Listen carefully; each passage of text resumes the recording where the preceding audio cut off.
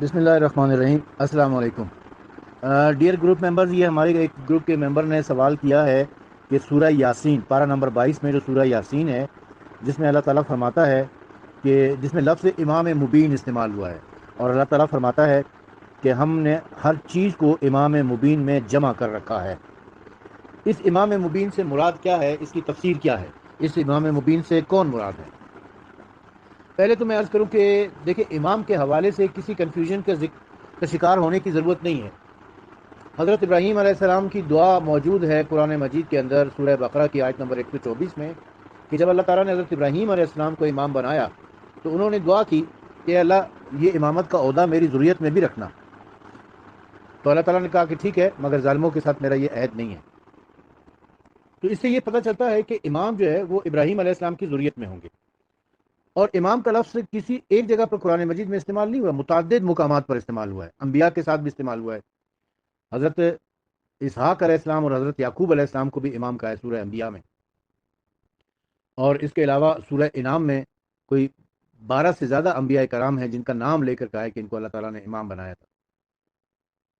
اور اس کے علاوہ بھی کئی مقامات پر لفظ امام استعمال ہوا۔ امام کے لغوی معنی اگر لیے جائیں تو امام کے لغوی معنی تو رہبر کے ہوتے ہیں، رہنما کے ہوتے ہیں، رہبر اور رہنما کے۔ اور امام سے مراد یہی ہوتی ہے کہ انسان کے ذہن میں فوراً ایک شخص آتا ہے، ایک شخصیت ہوتی ہے، کہ ایک فرد ہے کہ جس کو امام کہا گیا ہے۔ ہمارے معاشرے میں بھی یہی ہو رہا ہے۔ قرآن مجید کی جتنی آیات ہیں جو امام کے حوالے سے ہیں، جہاں پہ لفظ امام استعمال ہوا ہے، ان سب کا ترجمہ اور تفسیر اٹھا کر دیکھ لیں، ان سے یہی پتہ چلتا ہے، چاہے وہ ترجمہ اور تفسیر کسی کی بھی ہو، اہل سنت کی ہو بے شک، وہ بھی اٹھا کر آپ دیکھیں گے تو اس سے یہ پتہ چلتا ہے کہ یہ کسی فرد کے بارے میں بات ہو رہی ہے، کسی شخصیت کے بارے میں بات ہو رہی ہے۔ لیکن انتہائی افسوس سے کہنا پڑتا ہے کہ جب سورہ یاسین کی آیت نمبر 12 کی، جس میں اللہ تعالیٰ نے امام مبین کے الفاظ استعمال کیے ہیں، اس کی تفسیر میں آتے ہیں تو علماء اہل سنت کے پیٹ میں مروڑ شروع ہو جاتا ہے، اور وہ امام مبین کا ترجمہ کتاب مبین سے کر رہے ہوتے ہیں۔ یعنی انتہائی احمقانہ ترجمہ ہے۔ آپ اہل سنت کی کوئی بھی تفسیر اٹھا کے دیکھیں، آپ حیران ہو جائیں گے کہ یہ کیا لکھ رہے ہیں، کیا بول رہے ہیں، یہ ترجمہ بھی اتنا غلط کر کے دکھا رہے ہیں، تفسیر بھی اتنی غلط کر کے دکھا رہے ہیں۔ وجہ کیا ہے اس کی؟ اس کی وجہ یہ ہے کہ یہ آیت امام علی علیہ السلام کی امامت کے اوپر نص ہے، نص آیت ہے یہ امام علی علیہ السلام کی امامت کے اوپر، اور یہ ان کو ہضم نہیں ہوتی ہے، کیونکہ انہوں نے تو اپنے الگ الگ امام بنا رکھے ہیں۔ یہ حدیث کے امام ہیں، یہ بخاری اور مسلم اور ابن ماجہ اور ابی داؤد اور پتہ نہیں کیا کیا، اور اسی طرح یہ ہمارے فقہ کے امام ہیں، ابو حنیفہ اور مالک اور حنبل اور شافعی۔ یہ تفسیر کے امام ہیں، یہ تاریخ کے امام ہیں، یہ منطق کے امام ہیں، یہ فلسفے کے امام ہیں، اتنے زیادہ امام بنا رکھے۔ اچھا، وہاں جہاں جہاں انہوں نے امام بنا رکھے نا، وہاں پر امام سے مراد کبھی انہوں نے کتاب نہیں لیا، وہاں پر امام سے مراد یہ فرد ہی لیتے۔ لیکن جہاں معاملہ آ جاتا ہے علی علیہ السلام کا، تو بغض علی میں امام مبین کا ترجمہ کتاب کر رہے ہوتے ہیں، اور اس کی تفسیر میں ایسی بونگیاں مار رہے ہوتے ہیں کہ آدمی حیران ہو جاتا ہے کہ یہ کیا بول رہے ہیں۔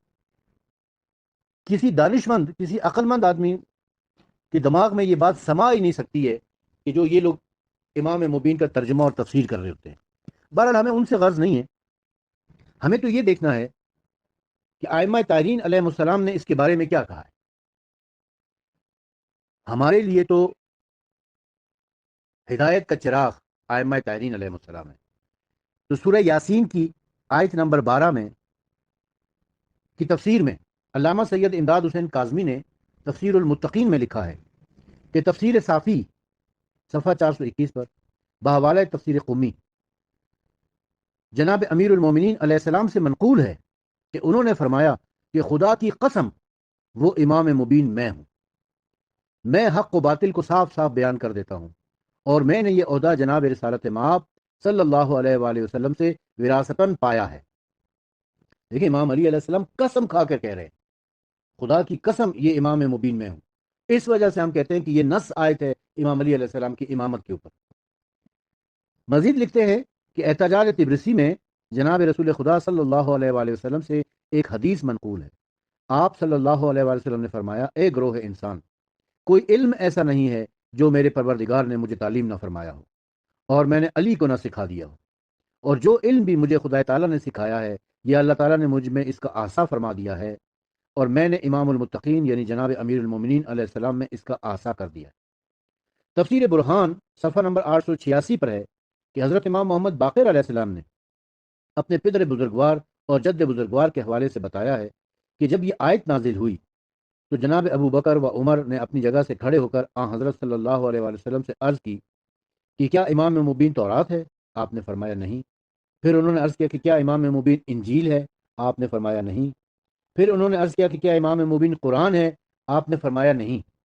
اس کے بعد آن حضرت صلی اللہ علیہ وآلہ وسلم نے حضرت امیر المومنین علی ابن ابی طالب کی طرف متوجہ ہوئے اور فرمایا کہ امام مبین یہ ہیں، خداوند عالم نے جن کی ذات میں کل شے کا علم احاطہ کیا ہے۔ یعنی رسول اکرم صلی اللہ علیہ وآلہ وسلم یہ فرما رہے ہیں، امام علی علیہ السلام یہ فرما رہے ہیں، امام باقر علیہ السلام یہ فرما رہے ہیں کہ امام مبین سے مراد علی ابن ابی طالب علیہ السلام ہے۔ مگر یہ تو چونکہ یہ تو نہ رسول اللہ کی بات مانتے ہیں نہ امام علی کی اب میں ایک اور تفسیر آپ کی خدمت میں پیش کر رہا ہوں۔ علامہ حافظ سید فرمان علی شاہ صاحب قرآن مجید کی تفسیر کے حاشیے میں فرماتے ہیں، لکھتے ہیں کہ ایک روایت میں ہے کہ جس وقت یہ آیت نازل ہوئی تو حضرت ابو بکر و عمر آپ صلی اللہ علیہ وآلہ وسلم کے پاس کھڑے ہوئے۔ دونوں صاحبوں نے پوچھا کہ کیا امام مبین توریت ہے؟ آپ نے فرمایا نہیں۔ پھر پوچھا کہ کیا انجیل ہے؟ آپ نے فرمایا کہ نہیں۔ پھر پوچھا کہ کیا قرآن ہے؟ فرمایا نہیں۔ اتنے میں حضرت علی علیہ السلام سامنے سے نمودار ہوئے تو فرمایا یہ امام مبین ہے۔ اسی کی موید وہ روایت ہے جو علامہ جلال الدین ابو بکر سیوطی نے بیان کی ہے تفسیر در منصور میں کہ عبد بن حمید بن جریر اور ابن ابی حاتم نے قتادہ سے آیت کے بارے میں اسی آیت کے بارے میں روایت کی ہے کہ ہر چیز کو ایک پیشوا میں خدا کے نزدیک محفوظ ہے۔ ایک پیشوا میں، پیشوا کا مطلب ہوتا ہے امام، رہبر، رہنما، پیشوا۔ امام کا اگر آپ اردو میں ترجمہ کرتے ہیں تو وہ یا تو پیشوا ہوتا ہے، رہبر ہوتا ہے، رہنما ہوتا ہے۔ لیکن یہاں پر انہوں نے آ کر جو ہے نا وہ اہل سنت نے گڑبڑ کی۔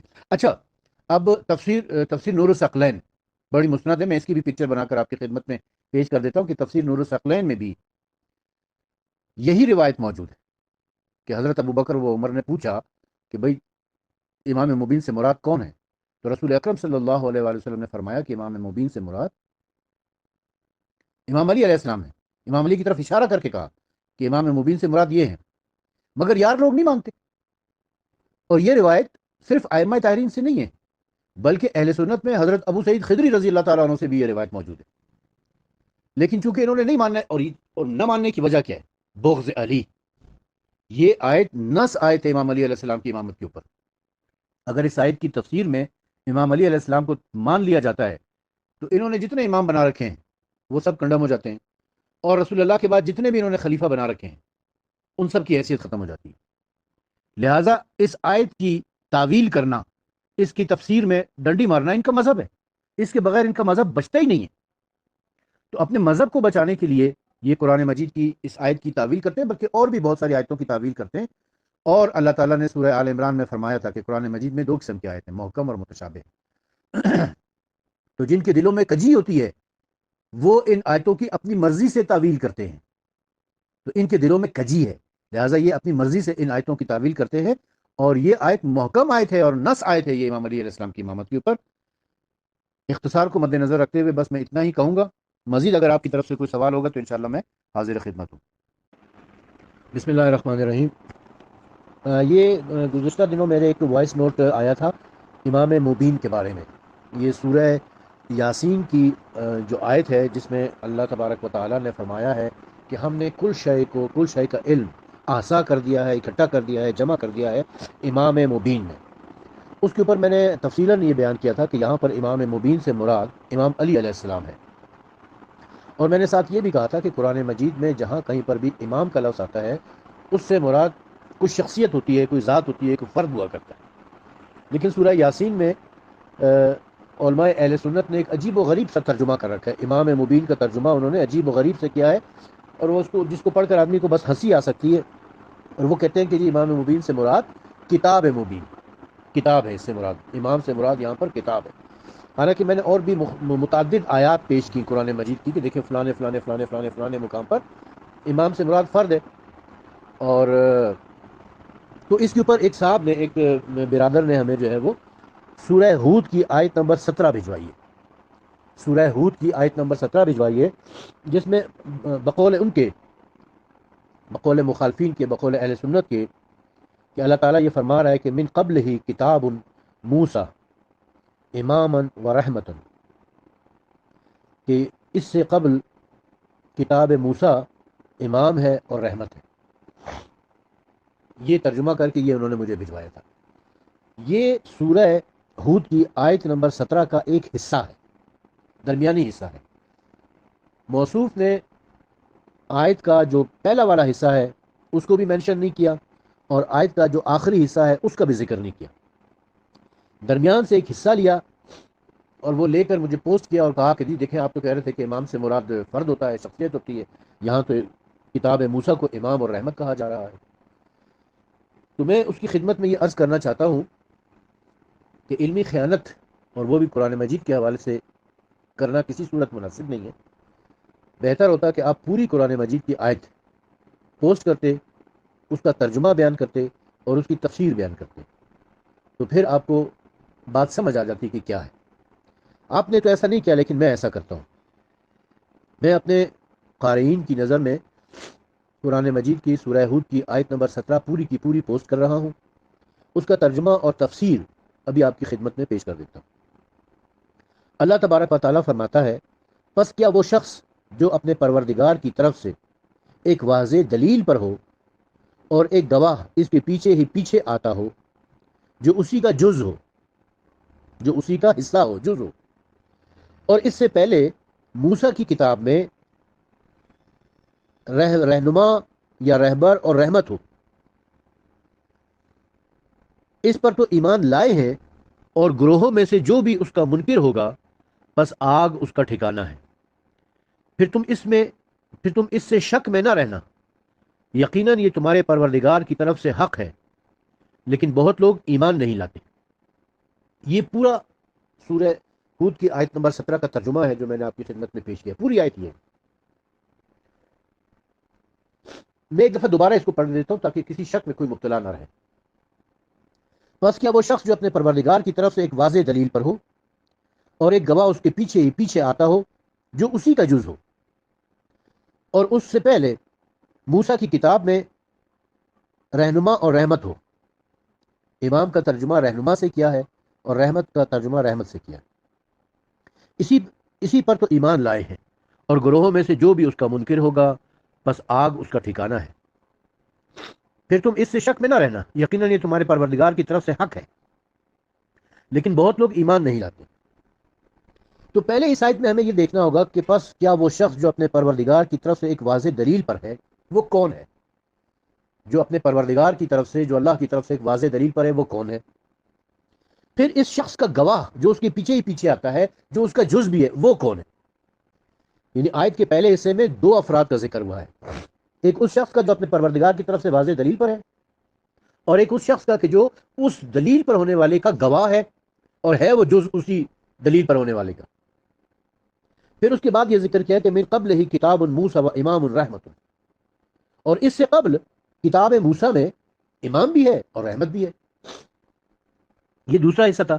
پھر تیسرے حصے میں اللہ تعالیٰ فرما رہا ہے کہ پھر تم اس میں شک میں نہ رہنا، یقیناً یہ پروردگار کی طرف سے حق ہے، لیکن بہت لوگ ایمان نہیں لاتے۔ اب پہلے ہم یہ دیکھتے ہیں کہ یہ شخص جو کہ واضح دلیل پر ہے یہ کون ہے، اور وہ جو اس کے پیچھے پیچھے اور اس کا شاہد ہے، اس کا گواہ ہے، وہ کون ہے جو اس کا جز بھی ہے۔ تفسیر صافی میں بحوالہ کافی امام موسیٰ کاظم علیہ السلام اور امام علی رضا علیہ السلام سے منقول ہے کہ امیر المومنین آن حضرت صلی اللہ علیہ وسلم کی رسالت پر شاہد ہے، اور رسول اپنے پروردگار کی طرف سے دلیل پر ہے۔ یعنی جو شخص اپنے پروردگار کی طرف سے دلیل پر ہے وہ رسول اکرم صلی اللہ علیہ وسلم ہے، اور جو شخص گواہ ہے وہ علی علیہ السلام ہے۔ تفسیر مجموع البیان میں امام محمد باقر علیہ السلام اور امام علی رضا سے منقول ہے کہ اس آیت میں شاہد منہ سے مراد علی ابن ابی طالب ہے، جنہوں نے نبی کریم صلی اللہ علیہ وسلم کے حق میں گواہی دی، اور لفظ منہ کا یہ مطلب ہے کہ وہ اور جناب رسول خدا صلی اللہ علیہ وسلم ایک ہی نور سے ہیں۔ اور تفسیر عیاشی میں بھی امام محمد باقر علیہ السلام سے منقول ہے کہ جو اپنے رب کی طرف سے دلیل پر ہیں وہ جناب رسول خدا صلی اللہ علیہ وسلم ہیں، اور ان کے بعد انہی سے ہیں، اور ان کا شاہد ہے وہ اول جناب امیر المومنین علیہ السلام ہے، پھر یہ کے بعد دیگر اوصیاء اور خود جناب امیر المومنین سے منقول ہے کہ قریش میں سے کوئی شخص بھی ایسا نہیں جس کے بارے میں اللہ تعالیٰ نے اپنی کتاب میں ایک یا دو آیتیں نازل نہ کی ہوں۔ حاضرین میں سے ایک شخص نے عرض کیا امیر المومنین آپ کے بارے میں کون سی آیت نازل ہوئی ہے؟ تو حضرت امیر المومنین نے ارشاد فرمایا کہ کیا تو نے سورہ ہود کی یہ آیتیں نہیں پڑھی؟ پھر فرمایا کہ محمد مصطفیٰ صلی اللہ علیہ وسلم اپنے رب کی طرف سے دلیل پر تھے اور میں وہ شاہد ہوں۔ علمالی میں ہے کہ یہ فرمایا کہ میں گواہ ہوں اور میں اس رسول سے ہوں، اور بصائر الدرجات میں ہے کہ اس رسول کا گواہ یعنی دلیل کے بارے میں ہوں، اور اس رسول کے ساتھ ساتھ ان کے پیچھے پیچھے چلاتے ہیں۔ یعنی آیت کے پہلے حصے میں جن دو اشخاص کا ذکر ہوا ہے کہ ایک وہ جو واضح دلیل پر ہے وہ رسول اکرم صلی اللہ علیہ وسلم ہے، اور ایک وہ جو اس واضح دلیل پر ہونے والے کا گواہ ہے، شاہد ہے، وہ علی علیہ السلام ہے۔ منہم سے مراد یہ کہ وہ دونوں ایک ہی نور سے۔ اب ہم درمیان کے حصے کو چھوڑتے ہیں اور آخری حصے کی طرف آتے ہیں۔ آخری حصے میں کیا فرما رہا ہے اللہ تعالیٰ؟ اسی پر تو ایمان لائے ہیں، اور گروہوں میں سے جو بھی اس کا منکر ہوگا بس آگ اس کا ٹھکانہ ہے، پھر تم اس سے شک میں نہ رہنا، یقیناً یہ تمہارے پروردگار کی طرف سے حق ہے، لیکن بہت لوگ ایمان نہیں لاتے۔ اس میں کیا شک ہے کہ بہت لوگ ایمان نہیں لاتے؟ اکثریت بے ایمانوں کی ہے، اس وقت بھی یہی حالت ہے۔ لیکن تم اس میں شک میں نہ رہنا۔ تفسیر صافی میں بحوالہ تفسیر عیاشی امام جعفر صادق علیہ السلام سے منقول ہے کہ یہاں منہ سے مراد من ولایت علی ابن ابی طالب ہے، کہ تم علی کی ولایت کی طرف سے شک نہ کرنا۔ اور اکثر لوگ ایمان نہیں لاتے، یہ بات آپ حاضر دنیا میں بھی دیکھ لیں کہ اکثریت ان لوگوں کی ہے جو علی کی ولایت پر ایمان نہیں لے کر آتے۔ تو اس سے یہ پہلی آیت کے پہلے حصے اور دوسرے حصے سے ہمیں پتہ چلتا ہے کہ پہلے حصے میں بھی رسول اکرم صلی اللہ علیہ وسلم اور علی علیہ السلام کا ذکر ہے، اور دوسرے حصے میں بھی علی علیہ السلام اور رسول اکرم صلی اللہ علیہ وسلم کا ذکر ہے، اور ایک حقیقت بھی بیان کر دی گئی ہے کہ اکثر لوگ ان پر ایمان نہیں لے کر آتے، خصوصاً ولایت علی پر ایمان نہیں لے کر آتے۔ اب اسی کانٹیکسٹ میں دیکھیں، آیت کو آپ پورا پڑھیں اور آیت کا کانٹیکسٹ دیکھیں کہ قرآن میں اللہ تعالیٰ یہ بتا رہا ہے کہ جو شخص واضح دلیل پر ہے وہ جناب محمد مصطفیٰ صلی اللہ علیہ وسلم ہے، اور جو ان کا گواہ ہے وہ علی ابن ابی طالب علیہ السلام ہے۔ اس سے قبل موسیٰ کی کتاب توریت میں، موسیٰ علیہ السلام کی کتاب توریت ہی ہے نا جی، اس سے قبل موسیٰ کی کتاب توریت میں امام بھی ہے اور رحمت بھی ہے۔ لفظ امام کو فی الحال چھوڑ دیں، لفظ رحمت کی طرف آ جائیں۔ رحمت کون ہے؟ سورہ انبیاء میں آ جائیں۔ سورہ انبیاء میں اللہ تعالیٰ کیا فرما رہا ہے؟ وما ارسلناک الا رحمت للعالمین، اور ہم نے نہیں بھیجا آپ کو مگر عالمین کے لیے رحمت بنا کر۔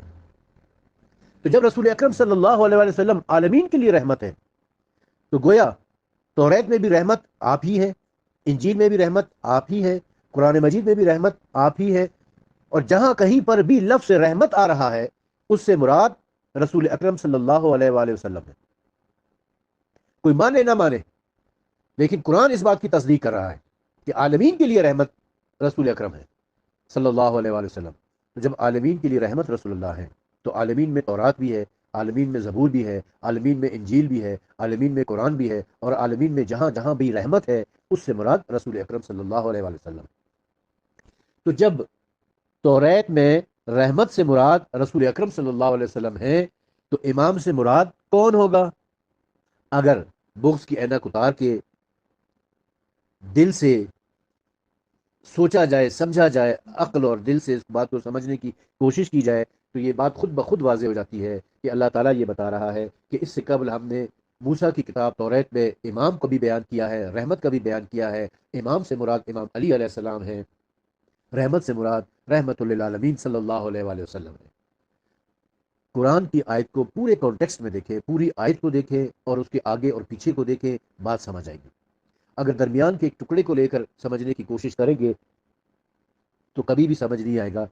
یہ اسی طریقے سے ہوگا کہ جیسے قرآن مجید میں ہے لا تقربوا الصلاۃ، خبردار نماز کے قریب مت جانا۔ قرآن میں لکھا ہوا ہے نماز کے قریب نہیں جانا، کیونکہ آیت کا ایک حصہ لیا ہے۔ پوری آیت پڑھتے تو سمجھ آ جاتی کہ لا تقربوا الصلاۃ وانتم سکریٰ، خبردار نماز کے قریب مت جانا جب تم نشے کی حالت میں ہو۔ تو قرآن کی پوری آیت کو لیا کرو میرے بھائی، سمجھنے کی کوشش کیا کرو انصاف سے، عادل سے۔ فرقہ واریت کی اینک اتار کے، بغض اور عناد اور کینے اور حسد کی اینک اتار کے جب آپ پوری آیت کو پڑھو گے، اس کی تفسیر دیکھو گے تو سمجھ آ جائے گی۔ اچھا میں یہ بھی بتا دوں کہ یہ جو تفسیر میں نے بیان کی ہے یہ صرف شیعہ تفسیر نہیں ہے، بلکہ سنیوں کی جو مستند ترین تفسیر ہے، جسے دیوبندی اور بریلوی دونوں مانتے ہیں، یعنی تفسیر در منصور جو علامہ جلال الدین ابوبکر سیوطی کی لکھی ہوئی ہے، اس کا بھی میں پیج کی پکچر بنا کر آپ کو سینڈ کر رہا ہوں۔ اس میں بھی یہی لکھا ہوا ہے کہ امام ابن ابی حاتم ابن مردویہ اور ابو نعیم نے المعروفہ میں بیان کیا ہے کہ حضرت علی ابن ابی طالب نے فرمایا، قریش میں کوئی آدمی بھی ایسا بھی نہیں ہے مگر اس کے بارے میں قرآن کریم کی ایک طائفہ چند آیات نازل ہوں۔ تو ایک آدمی نے پوچھا کہ آپ کے بارے میں کیا نازل ہوا ہے؟ فرمایا کیا تو نے سورہ ہود نہیں پڑھی؟ پھر آپ نے اسی آیت کی تلاوت کی اور فرمایا، بس رسول اللہ اپنے رب کی طرف سے روشن دلیل پر ہیں اور میں ان کی جانب سے سچا گواہ ہوں۔ امام ابن مردویہ نے اور ابن عساکر نے حضرت علی علیہ السلام سے اس آیت کے بارے میں یہ بیان کیا ہے کہ رسول اللہ نے اپنے رب کی جانب سے روشن دلیل پر ہیں اور میں ان کی جانب سے شاہد ہوں، یعنی گواہ ہوں۔ تیسری روایت میں بھی امام ابن مردویہ نے ایک دوسری سند کے ساتھ حضرت علی سے یہ قول بیان کیا ہے کہ رسول اللہ نے فرمایا کہ اس آیت میں جو واضح دلیل پر ہے وہ میں ہوں اور جو میرا گواہ ہے وہ علی ابن ابی طالب ہے۔ تو اب صرف شیعہ تفسیر میں نہیں بلکہ اہل سنت کی تفسیر سے بھی پتہ چل گیا کہ آیت کے پہلے حصے سے مراد رسول اکرم اور علی علیہ السلام ہے، تیسرے حصے سے مراد رسول اکرم اور علی علیہ السلام ہے۔ تو لا محالہ یہ ماننا پڑے گا کہ جو درمیانی حصہ ہے اس میں بھی کتاب موسیٰ میں جو چیز بیان ہوئی ہے امام اور رحمت، امام سے مراد علی علیہ السلام اور رحمت سے مراد رسول اکرم صلی اللہ علیہ وآلہ وسلم ہے۔ وآخر دعوانا ان الحمد للہ رب العالمین۔